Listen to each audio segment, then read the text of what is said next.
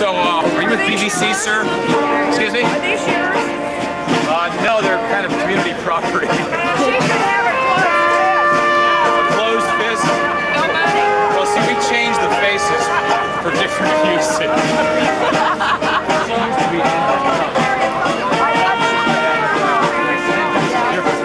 I see. you know, next month, maybe 10, 12. Then you want to take How about this? Beats Sesame Street, doesn't it?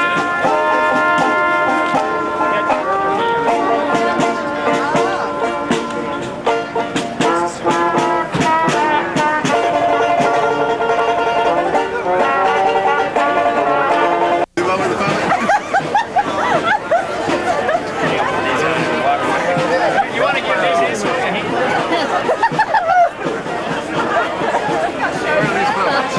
They're over here. We need. Right there's Danny.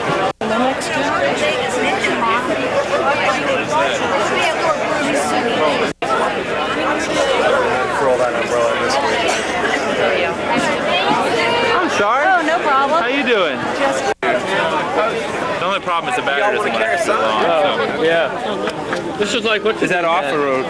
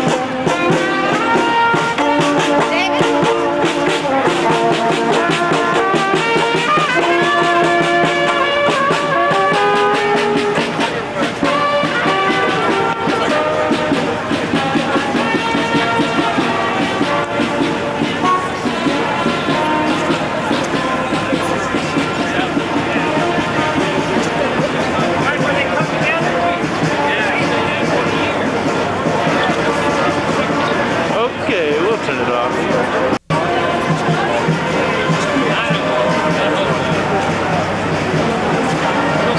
No news is good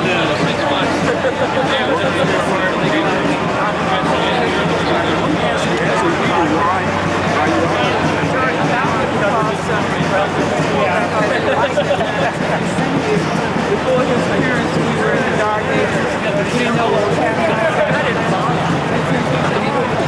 We know.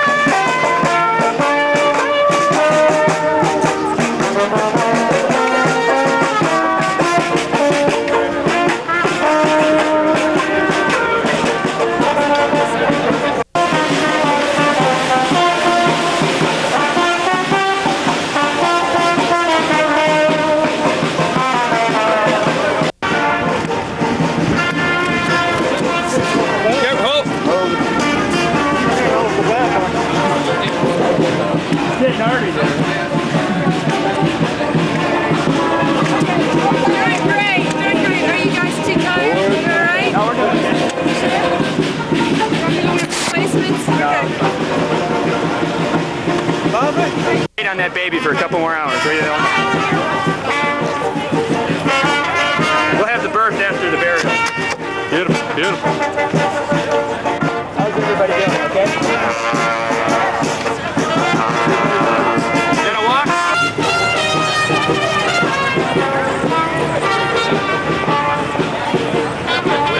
Can't hold it still. You got to go. I gotta head up.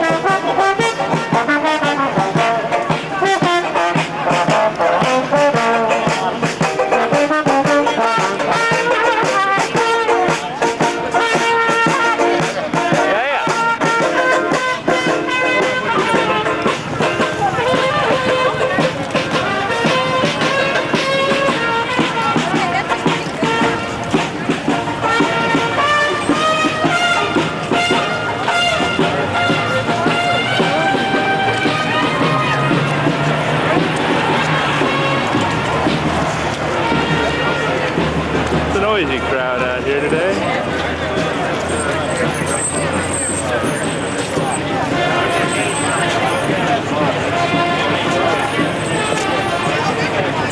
Ruffling the feathers, all the feathers are still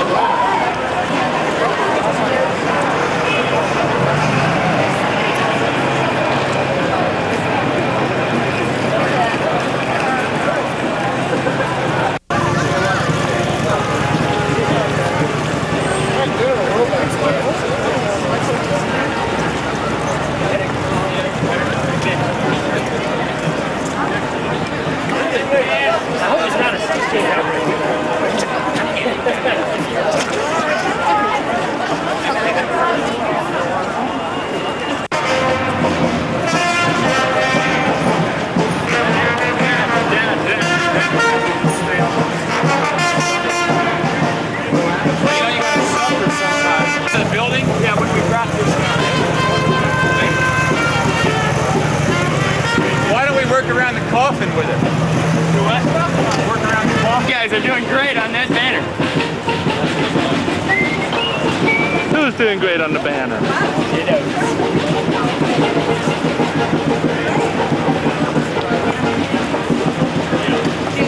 Yeah. When we get up here, we're gonna put the coffin on it. They're gonna do the column, and then we'll cross things.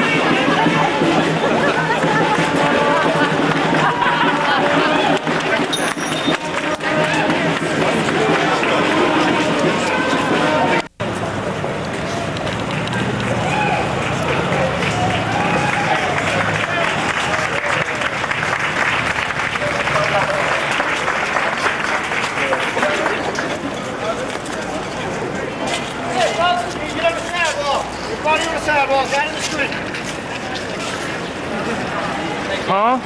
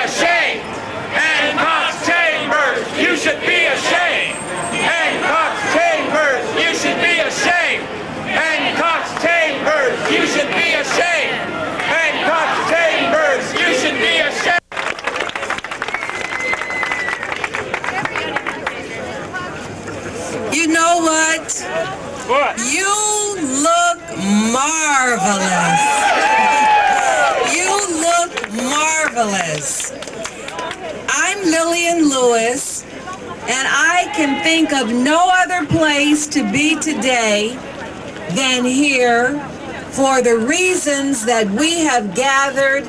I could think of no other time to speak up but now, and we are so gratified to see all of you and to see what your presence here today represents. And if there's anyone here who joined in because of the music, let me tell you, you're welcome. And if you joined in because you love a parade, you're welcome. And let me also tell you that those of us who put our names and stood up on the side for Bill Kovach, we are happy you are here with us because we stand today, we feel assured, representing the 670-some thousand subscribers of the Atlanta Constitution Journal, representing the millions of people worldwide who admire and respond to excellence. We stand today because for a brief moment, all too short, we had in this town, at this corporation, an individual who was not willing to fall back on the easy stand of managing the news, who was willing to accept the slogan of covering Dixie like the dew. And I thought about that. You know, dew settles very lightly on items. It settles very lightly early morning when people aren't aroused and around, and by noonday it's gone. It has evaporated.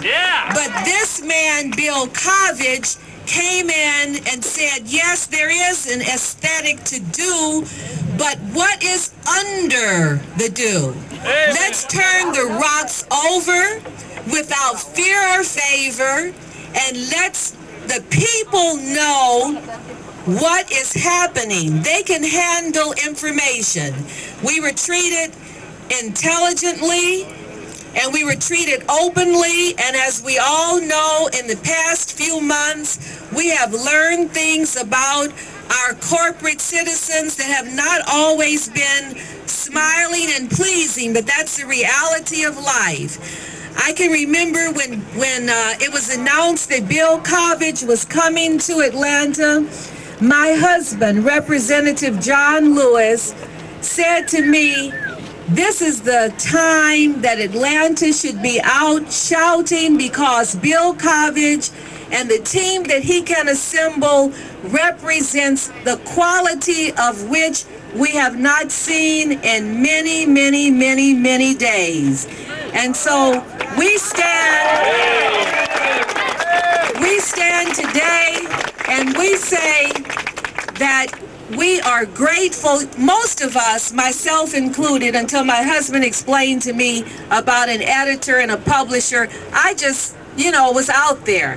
But the way he gave me the example, he said, imagine someone who goes out into the deep of the waters, and you don't always see that swimmer, but the motion of that person goes out in waves, and it touches everything until there is disturbance and movement and a difference. And he said that having known Bill Kovach from the days of the Nashville Tennessean, when he very honestly and forthrightly and courageously covered the civil rights movement, he was just thrilled, and I became as thrilled knowing that Bill Kovach was in my town and we were going to see the difference.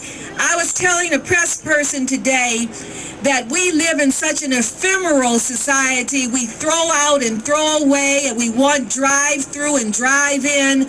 But for the first time in 23 years, we saved in my household every issue of the Democratic party convention. We have attended conventions over the past 20 years and we had never seen anything like it. And this is the type of journalism that we were thrilled to be a part of and to live in the city with. So we thank you again for being here. We know you know that a truly great individual was in our midst, and we hope, we still have hope. I thought about, as I close the scripture, weeping may endureth for a night, but joy will come in the morning. And it has been very sad. Many of you have said to me, and I've said to you, I feel like a death in the family. I feel very disconsolate. But we've tried to cheer each other up, and we've tried to look toward that hope and look toward that belief that our editor, Bill Kovich, can once again lead and be the person here at the Atlanta Constitution. Let's hold on to that faith. Let's hope that that can be a possibility. Thank you so much for being here.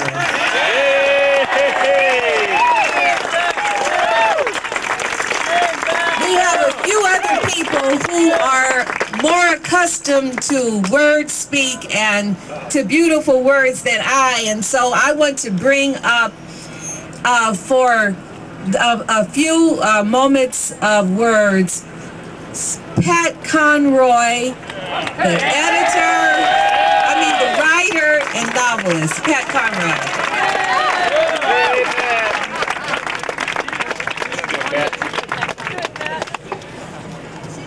Give him help. Okay.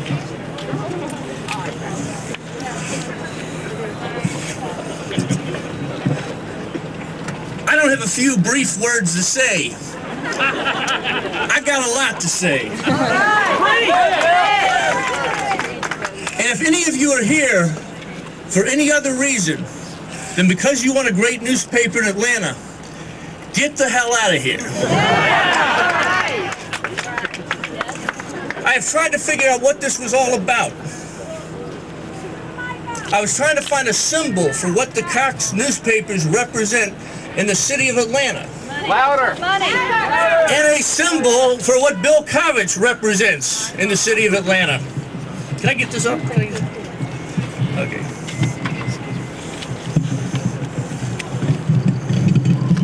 Okay, can you all hear me now? Yeah. All right. Read. I've tried to figure what all this was about. I finally got it. I have written a letter to the newspaper, the Atlanta Journal-Constitution, which will never be printed. But you will hear it.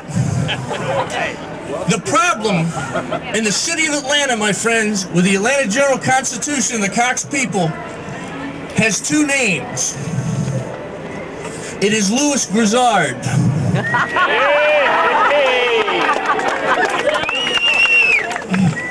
Here's the letter I've written to the editor. Louis Grizzard tried to buy a paid advertisement in the Atlanta Journal-Constitution, gloating over Bill Kovich's resignation as editor of that paper. I think you're guilty of censoring Louis, and I would like to protest the censoring and the silencing of the Cox newspaper chain's most famous and eloquent defender by printing the exact words of his ad.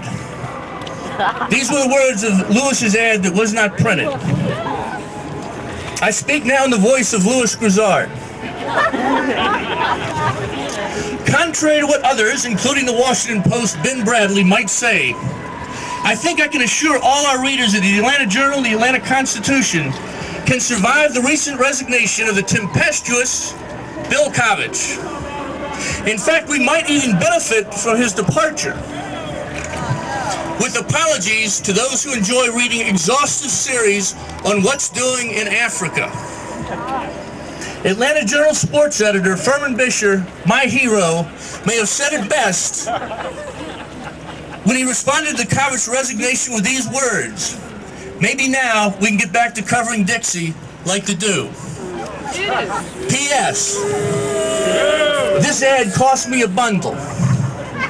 Please read my new book, Louis Grizzard, author columnist, marriage counselor, champagne expert. Now you're hearing my voice again. Right. It ain't due that you and Bisher covered Dixie with, Lewis.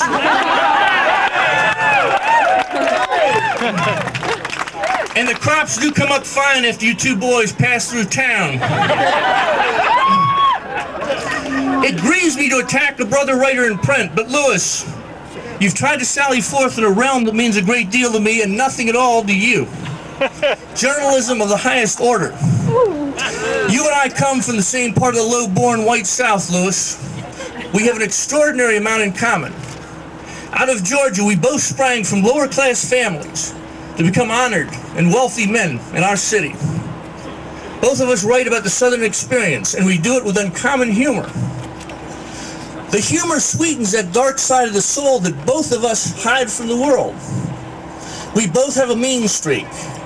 I see parts of yours every day in the newspaper. Here's mine.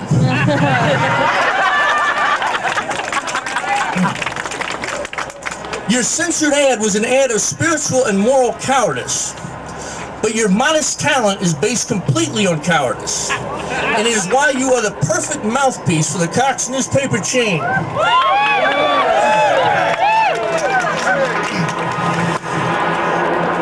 Mrs. Chambers.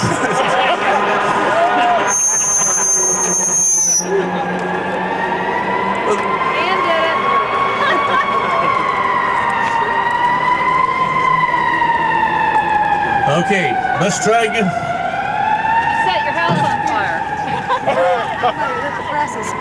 It is why you're the perfect mouthpiece for the Cox newspaper chain. There's always been the bully in you, Lewis, that wants to pick on blacks, poor people, women, or gays. Always the voiceless ones, always the disenfranchised. It's the jock in you, Lewis, that you've never been able to control. I know that world you staked out as your literary home as well as anyone who ever lived. I too was a jock, Lewis. And I was a far better athlete than you were on your best day.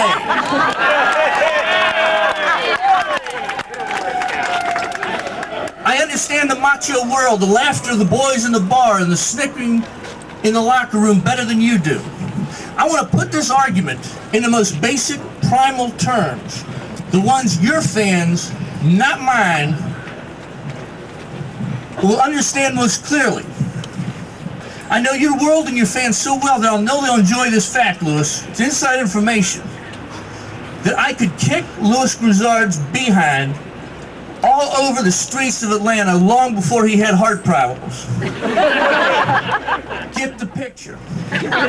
I know the territory. That is your South, Lewis. The South of the Cox newspaper chain. That's the South you appeal to in your work. Your South is the one I loathe, Lewis. Yay! Yay! In your censored ad, you promised that there would be no more of those exhaustive series on what's doing in Africa. Another part of that series appeared yesterday. Here's a quote from it, Louis Grizzard. This summer, every child in a BA under the age of 2.5 died. I want to repeat that, Louis Grizzard. And I want our part of the world to pause over that extraordinary English sentence written in the regime of Bill Kovach. This summer, every child in a BA under the age of 2.5 died. But it's not all bad, is it, Lewis? Because last week the Dogs beat the Gators.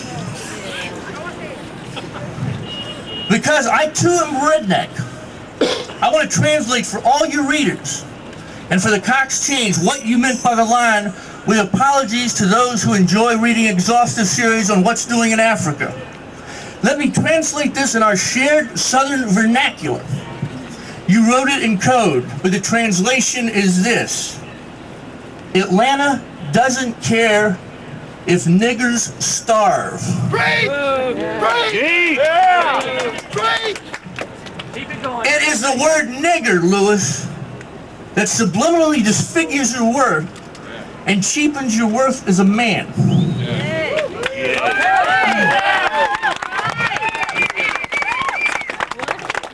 J.B. Stoner, at least, has the guts to use it out loud. When you write about women, they are diminished, held up to contempt, despised. When you write about gays, it sickens me. Do you ever feel compassion, Lewis? Do you ever think about the loneliness of gay men and women reading one of those columns ridiculing them? Will you give any of those kids under 2.5 a single thought? The ones that died of starvation in Africa. Furman Bisher is your hero? Ever heard of Gandhi? Jesus of Nazareth? Mozart, Einstein, Babe Ruth, or Martin Luther King? Oh, I forgot. He's black. Though we have much in common, in other ways it is like we were born in a different solar system. I take no pleasure in attacking you, Louis Grizzard. Our mutual friends will tell you that I'm a much kinder man than you are. But to my surprise, I love the Atlanta Constitution far more than you or any of these Cox people do. And I've never worked there a day in my life. And I also love the city of Atlanta much more. I have a proposal, a genuine one that comes from my heart. I'd like you to go to Ann Cox Chambers and offer her a deal. I'd do it myself, but I don't know her. And I don't think after this she's going to want to know me. You and I made a lot of money because we're talented men, Louis. Mrs. Chambers made a ton of money by choosing her parents with more discrimination and good taste than we did. I'd like you to approach her for me. Ann Cox Chambers.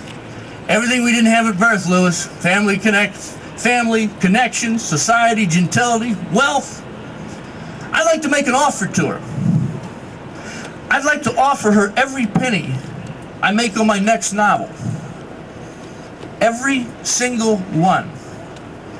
This is pocket change to Mrs. Chambers. But if money is the sole reason for which she and the Cox chains exist on Earth, then I'll be glad to give her more of it.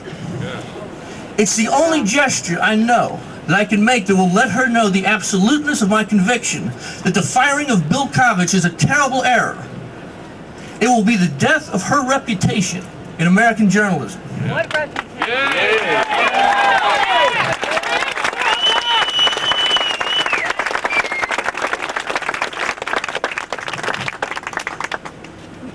She will die a woman despised by some of the brightest people in this city, including me.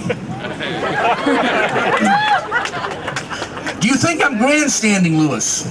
Do you think I won't do it? Ask my friends. Ask anyone who's ever read one of my books. Tell Ms. Chambers to try me. Bill Kovach is in the process of making your newspaper a great one. Louis, you helped make it a mediocre one. A great newspaper is an absolute necessity in a great city. That is my dream for this city, and I'll accept nothing less. Tell Ann Cox Chambers she owns my next novel, and I'll dedicate it to her with love. If she seizes the most important moment in the history of her newspaper empire and does the courageous thing, Bring Bill back! the proper thing, the right thing. I've cleared this with my wife Lenore, and we both consider this letter a contract between me and Mrs. Chambers. This will be a strange concept to you, Louis, but she has my word of honor. That's how deeply I feel that Atlanta is suffering a catastrophic loss. I choose you to be the messenger. Does it insult you to be my messenger, Louis? It shouldn't. I read you every day where other people see laughter and humor. I see great pain, unspeakable loneliness, sadness, underachievement. Your solitude breaks my heart, but your arrogance tempers my pity. The reporters tell me you've been to your office twice at the Atlanta Journal-Constitution only twice in the last 2 years. That means you have contempt for the profession that has exalted you. It means you dishonor and affront the companionship of your brother and sister journalists. I honor them and celebrate them, and am fighting for the soul of their newspaper. Because of this letter, Louis Grizzard, we are now inextricably bound in the history of Southern literature. I don't think either one of us is going to be rated very highly. There was too much deprivation in our pure burlesque in our childhoods. We carry the scars and griefs too heavily. But I represent one kind of Atlanta. You perfectly represent the other. I represent one kind of the South. You, the other. Atlanta must choose between men like us. The Cox newspaper people, as princes of mediocrity from Dayton, Ohio, have already made their decision. They have chosen the Atlanta of Louis Grizzard and have despoiled the city I love. Now, there's a problem, Louis. There's a real imbalance in our talents. Let us return to sports, and by metaphor, I'll tell you how we stand up to each other at this moment in our careers. I want your fans to understand, Louis. Mine already do. As a Southern writer, I'm the big center under the boards. It's a championship game, Louis, and Kovich feeds me the ball in the last seconds with a score tied. Get it, Louis? Others have gone up with me, but I double pump, stuff the ball through the hoop, and the home crowd goes wild. I look around for you. But Louis, you're not on the bench, and you're not even playing tuba in the pep band. That's how badly you've neglected your talent as a writer. But you're in the building, Louis. You're in the building. After a search, I find you and Bisher and all the other Cox crowd laying out deodorant cakes in the urinals.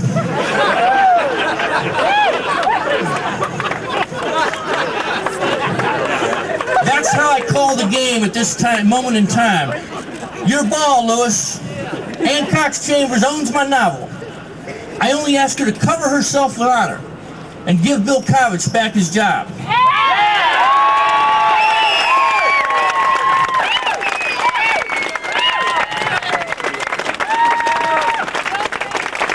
It is my gift to the city and newspaper I love. Bill Kovich is worth it, and you know it, Louis Grizzard. I dedicate this letter and this speech to every child under 2.5 who died in a BA this summer. I can grieve for starving children, Louis, and still hope the Bulldogs win this weekend. That's the difference between us. When I was a boy, my mother read me an editorial by Ralph McGill after the temple was blown up. After she read me that, she said, "Son, I'd like you to be like Ralph McGill when you grow up." I'm telling my children I want them to be like Bill Kovich when they grow up. All right. When you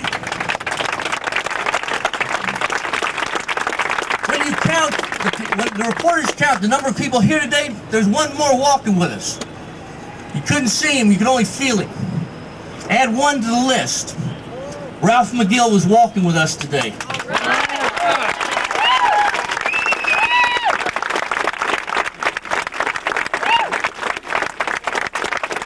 I don't know who's next.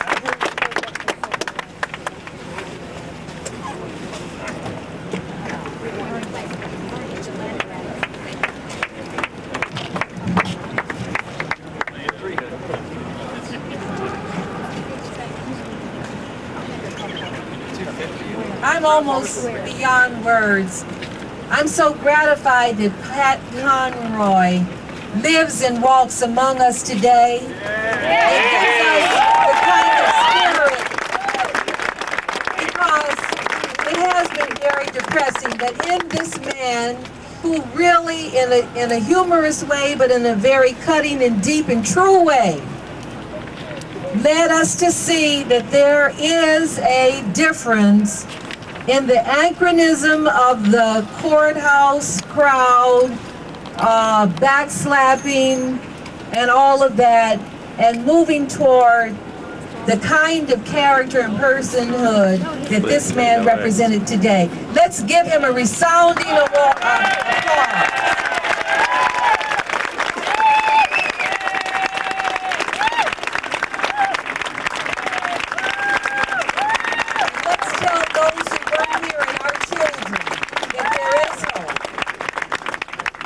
I'd like to now have come before you the Reverend Timothy McDonald, who is Vice President of the Concerned Black Clergy and is a staff member of the Southern Christian Leadership Conference, the organization founded and presided over by the Reverend Dr. Martin Luther King Jr.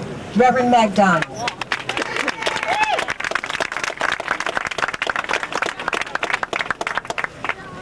My brothers and sisters, I stand before you with a heavy heart. A heart that is heavy because for several years I would not even read the Journal Constitution because I didn't feel it represented this great city. But about 2 years ago I met a man who was coming to this town, and he had the audacity to come in a black community, to come where people hurt and where people suffer. And he had the audacity to say that I'm going to make this paper all the people's paper. That man was Bill Covich. 2 years ago, Atlanta had a second-rate paper.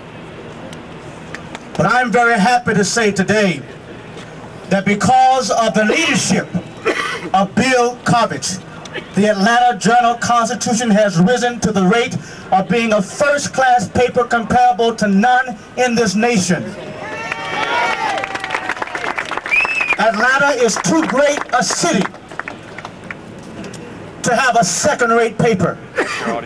And I cannot understand for the life of me how, when the moment we're beginning to move forward, somebody, for whatever God-forsaken reason, decides that they don't like progress. They don't like an open society. They don't like honest journalism. That somebody decided who was way up. They didn't converse with you. They didn't ask me. Because if Ann Cox Chamberlain had asked you or she had asked me about Bill Covich, we would have told her he is one of the best things that has ever happened to the Journal-Constitution and one of the best things ever happened to Atlanta, and for that fact, one of the best things that ever happened to the South. If they had asked us about Bill Covich, we would have told them about his sensitivity, about his compassion, about his determination to write and to speak the truth, to not hide behind lies, to not hide behind the innuendos of a Louis Grizzard, but to be willing to stand and to take the bumps and the knocks of life and to say, here I stand because I can do no other. Bill Covich is an honest man. And anytime honesty decides to raise its head in America, it seemed that some powers that be, even the powers who just a few days ago elected a strange fella to now head up this great nation of ours. My heart is saddened. Because now in America, and most especially now in Atlanta, Georgia, we are not moving forward, but we are going backwards. I believe in my heart, brothers and sisters, that the struggle is not yet over. We often say at SCLC, the people united can never be defeated. Bill Covich needs a voice today. For 2 years, he has been our voice.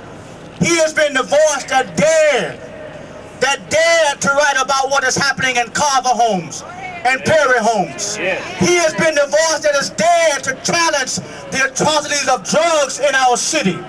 He has been the voice who has dared to talk about redlining in Atlanta, Georgia. He has been the voice that has dared to challenge the powers that be to stand for what we know in our hearts to be right and just. I believe that a few days ago, honest journalism suffered a serious heart attack. And right now is on intensive care at Grady Hospital. We must send the doctor over to Grady Hospital. The doctor is Bill Kovich. He has all of the surgical tools. He has all of the necessary equipment. He has all of the personnel to get true journalism out of intensive care. We, the people, if we stand together, if we work together, if we struggle together, if we let the power that be in this great big building know that we are not going to sit idly by while they try to persecute and to murder true journalism in Atlanta, Georgia. We believe in our first rights amendments of free press and the freedom of expression, and that's what Bill Kovich represents, free press and the freedom of expression of all of the people. Not just for the rich, not just for the doctors and the lawyers, but for all of the people. That's what he represents. So my plea to you and my cry, I believe in my heart that the struggle is not yet over. If we unite, if we work hard enough, if we plan hard enough, we can bring Bill Kovich back. Because there's one language that everybody understands. It's not black, it's not white, but it's green. And it's a language that everybody understands, if you get my drift. The time is now to stand up for what we know to be right. The time is now to stand up for what we know to be just and proper. The time is now to stand up and let Atlanta know, to let Georgia know, and to let the nation know that we want Bill Kovich back. We want Bill Kovich back.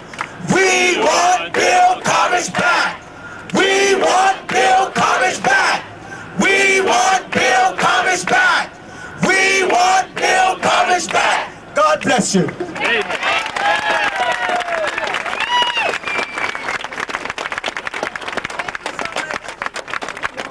Thank you, Reverend McDonald.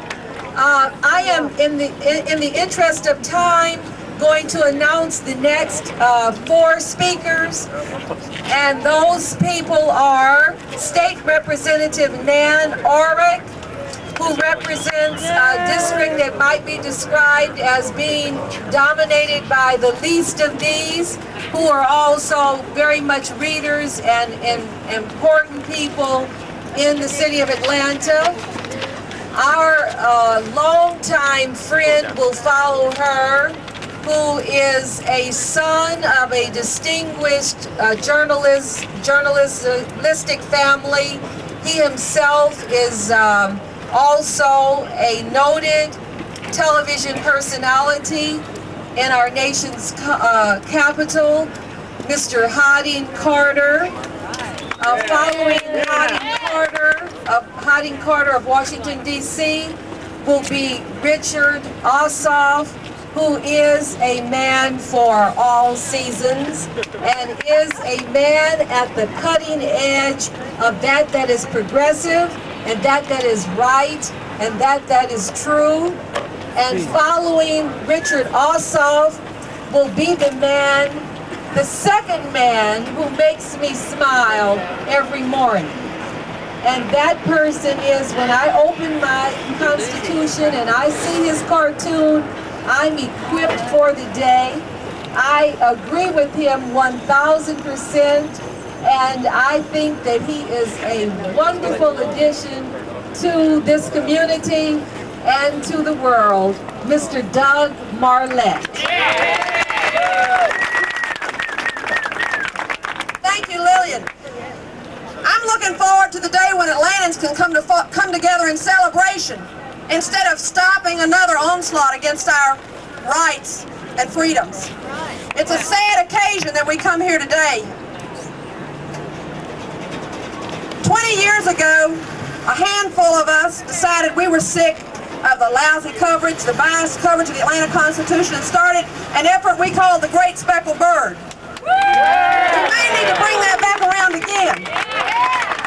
So we've known for a long time that the Atlanta newspapers were not holding up their end of things.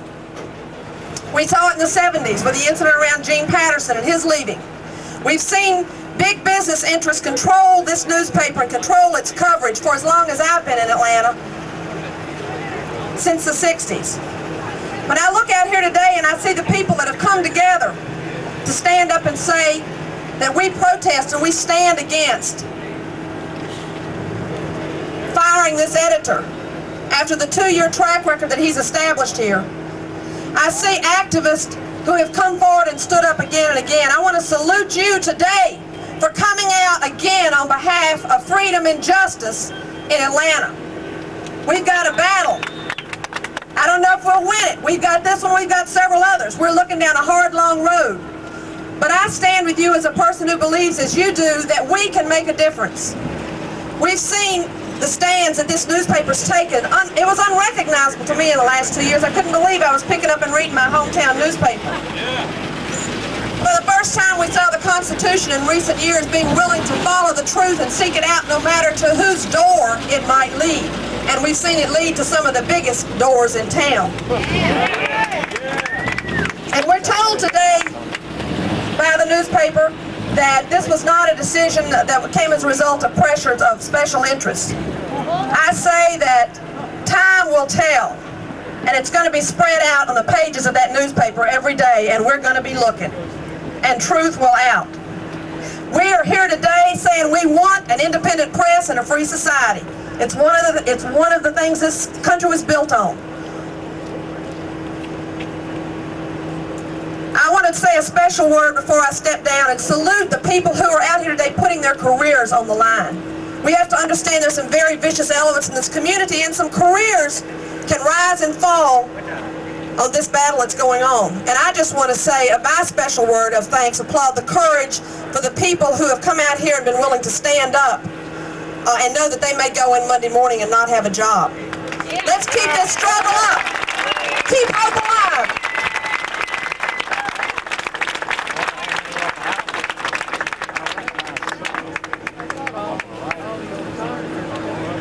My name's Harding Carter. I'm an outsider.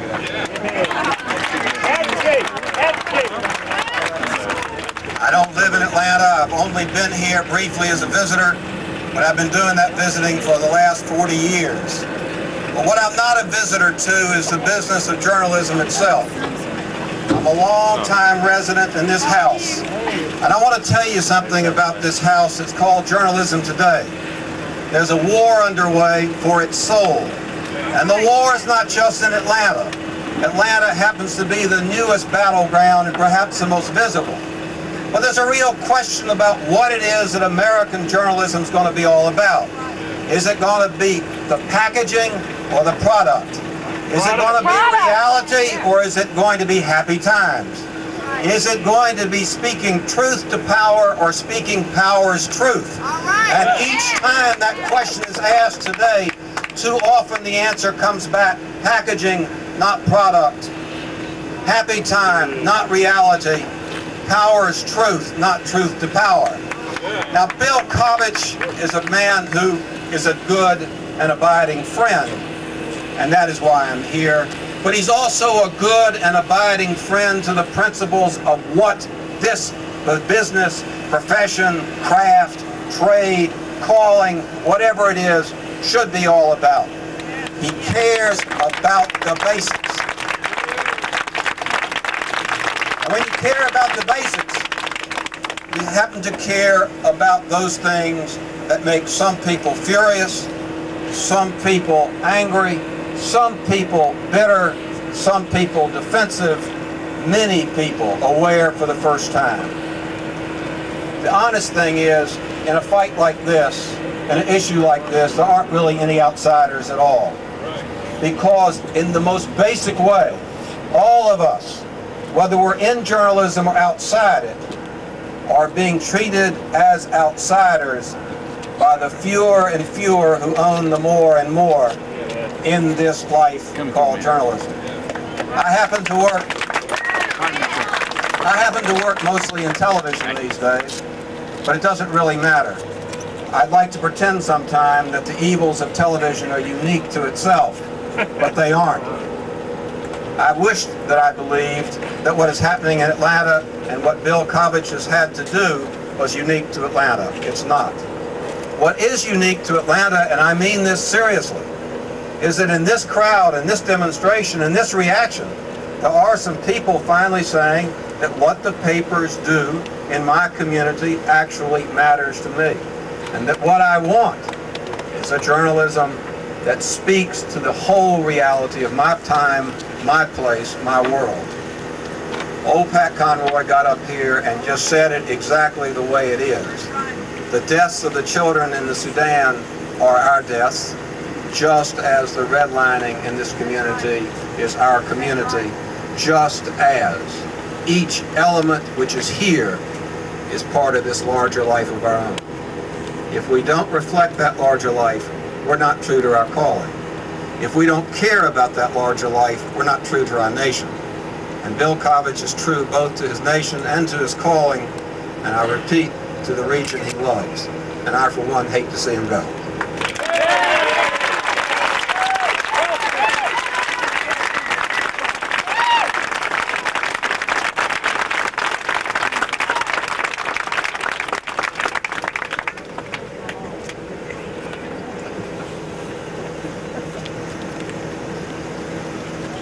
I woke up this morning, and as I more than occasionally do, I had occasion to read the Atlanta newspaper. And I read one particular item on the op-ed page which reminded me of something that's been a little bit far from my memory recently, but you may all have experienced it as well, where you'd get up and there'd be a telephone call at 7:30 or 8 o'clock, or someone would stop you as you walked into the office, and they'd say, "Jesus, did you see the newspaper this morning?"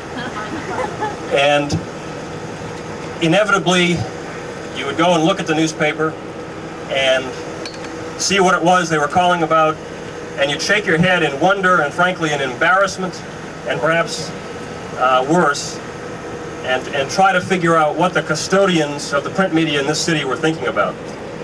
Thankfully, over the last couple of years, there haven't been many of those calls. And it was only this morning when I saw the publisher of the paper say he was surprised or regrets if these events have caused us to wonder even for a moment what is happening to our newspapers. That's a quote. It was once again, "Jesus, have you seen the newspaper this morning?" I don't really know Bill Kovach. I've met the man once. But I do know what he represents, and I know what he represents to the city and what he represented even before he got here, but when his name surfaced. And that is an aggressive statement that the status quo and mediocrity are not enough, that a commitment to quality and integrity is not inconsistent with running a successful enterprise, and that a recognition that the pursuit of great aspirations, the pursuit alone, elevates institutions, and that here was an institution in dire need of elevation.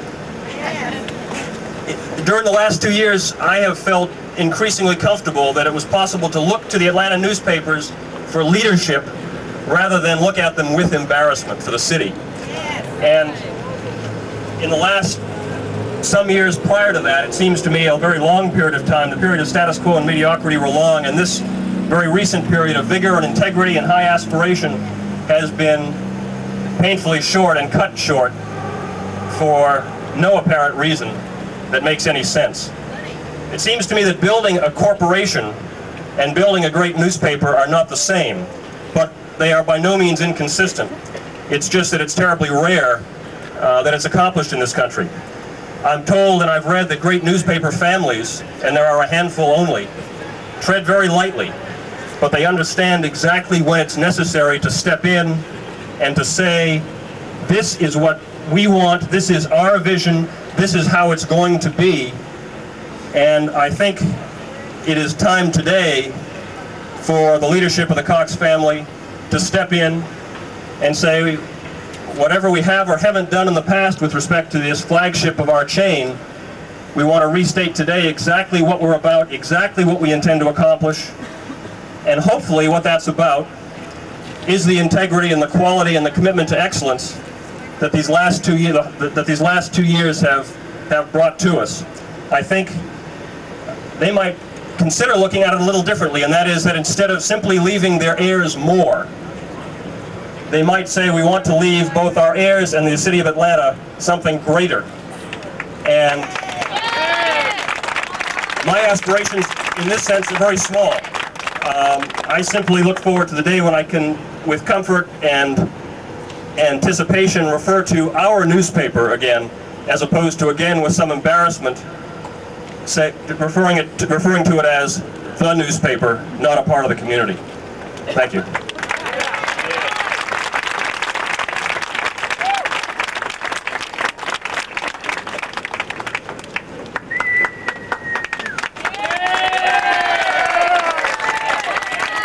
I'm going to read a short statement, and then I'm going to read a message from Eugene Patterson. Louder! Okay. Louder! I'm going to read a short message from Gene Patterson to wrap this up, but first I want to say a few words. Earlier this week, Jay Smith called me into his office. Our conversation was low-key. I mainly listened. He recited his version of the events which led to Bill's resignation. The official Cox version the reporters heard from Jay, and the same one you read in the paper this morning. I want to share with you part of what I said to Jay Smith and what remains my concern today. First, I said I pride myself on my independence. I don't like hitching my wagon to somebody else's star and don't feel comfortable depending on somebody else's survival for my own. But I reminded him of that day last March 31st, the day the Pulitzers were announced, and we won our first in 20 years for my cartoons.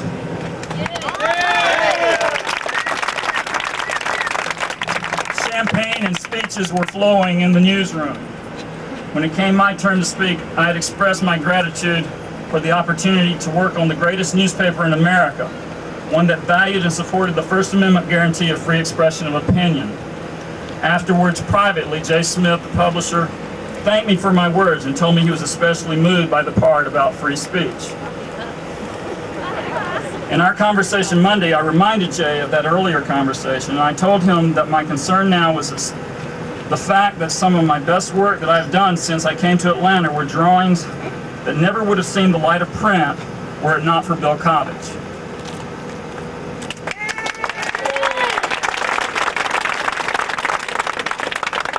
Jay did not argue. I explained that good cartoonists are the point men, the mind sweeps for the First Amendment, and the flat catchers for some of the more repressive impulses in society. Because good political cartoons are powerful, volatile, passionate, they evoke powerful emotions, elicit volatile feelings, and unleash passionate responses. They get under your skin, shake you up, turn you every which way but loose. With unforgettable images tattooed indelibly on your memory, they brand your soul. Unlike editorials, good cartoons cannot be defended with logic. They shade more towards art than journalism. Because cartoons are fanatical creatures of the heart, they sometimes seem wild, untamed, and threatening to publishers and corporate managers who are more comfortable when emotion is at bay, conflict avoided, and control is absolute. Bill was different. I came here to Atlanta after 15 years at the Charlotte Observer because I had had my fill of editors and publishers who merely tolerated great cartoons and great journalism. Bill Kovich was the first editor I had ever come across who valued, affirmed, encouraged, supported, and rejoiced in great journalism and great cartoons.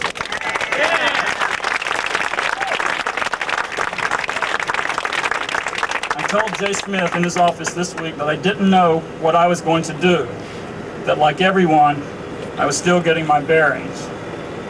What I didn't say then, but will say now, is this. The overriding truth, Jay, is that whatever Cox managers believe now were their reasons for accepting the resignation of Bill Kovich, for our newspapers, for our city, our region, and American journalism, they are sadly, tragically, cataclysmically mistaken.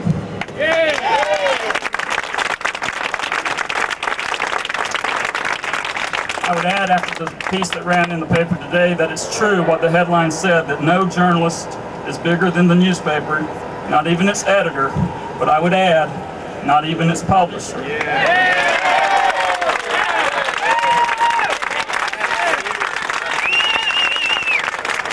Let me read this message.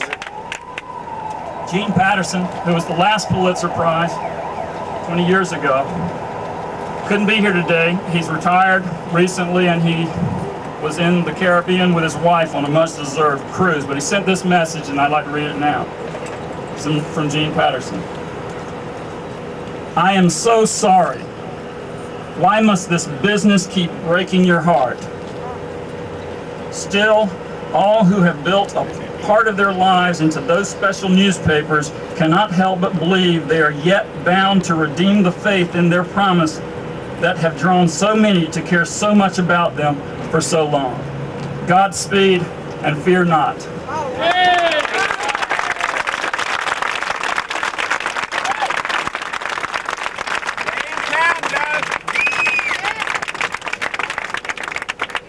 Now the work follows and our task follows. We have been inspired today. I said that Doug Marlette was #2, but now that John Lewis is in Russia, for the next days he'll be #1 when I wake up in the morning. I'll be looking forward to that. But we have a task. I was thinking as I was standing here today that each of us, you know, there was a movement that changed the world from BC to AD, and it included 12 people. We have more than 12, many times 12 here today.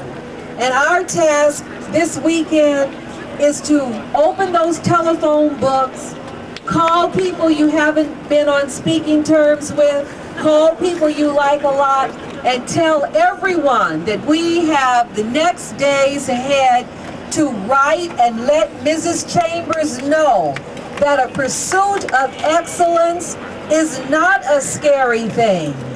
Encourage her to be brave, encourage her to make a stand, and keep the Atlanta Constitution on the path that Bill Cobbage and his team have been leading us these past 2 years.